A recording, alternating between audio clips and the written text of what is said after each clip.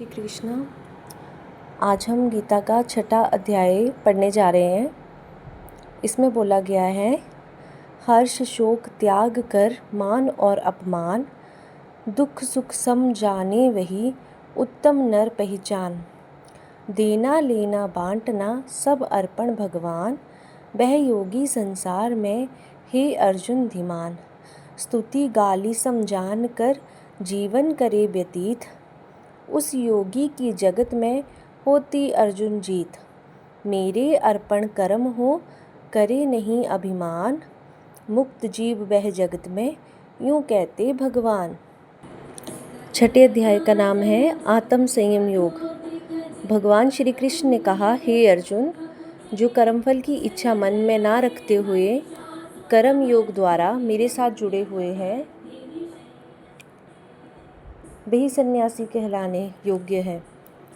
हे पार्थ, केवल भगवा वस्त्र पहनने और जटा धारण करने, शरीर पर भस्म लेप लगाने अथवा मस्तक पर तिलक लगा लेने से कोई भी प्राणी सन्यासी कहलाने योग्य नहीं हो जाता।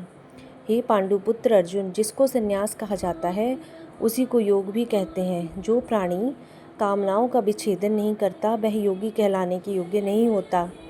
सच्चा योगी कहलाने का योग्य तो वही होता है जो सभी प्राणियों में सद्भावना का संभाव रखते हुए बिना फल की कामना के मुझे अपने चित्त में रखकर कर्म करता है।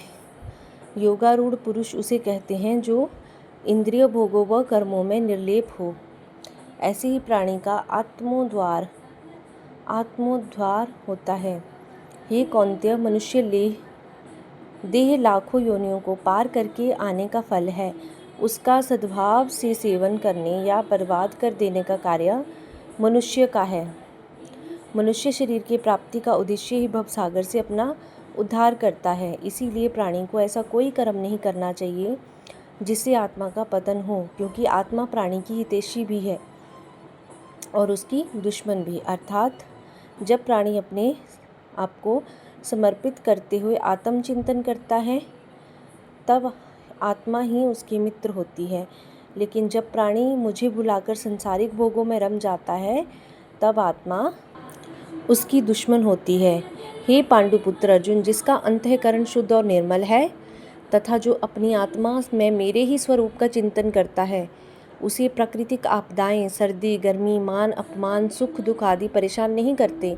जो प्राणी अपनी आत्मा और चित्त में ही सदा मगन रहता है वह ज्ञानी पुरुष कहलाने योग्य होता है।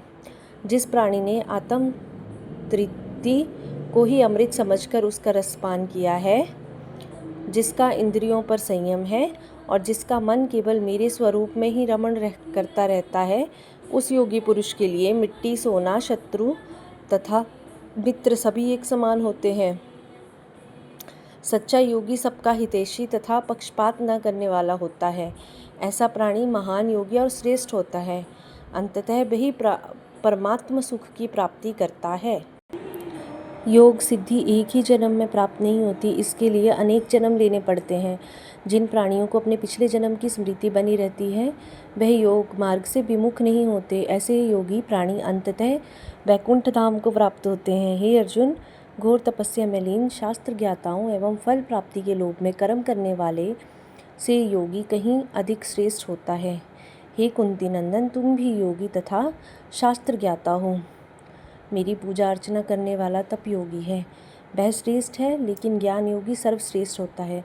हे धनंजय, जिसकी आत्मा सदैव मुझ में लीन रहती है, जो सदैव मेरे स्मरण में ही मगन रहता है, जिसकी हर श्वास मेरे नाम के साथ निकलती है, वह मुझे सर्वाधिक प्रिय है और वही सर्वश्रेष्ठ योगी है।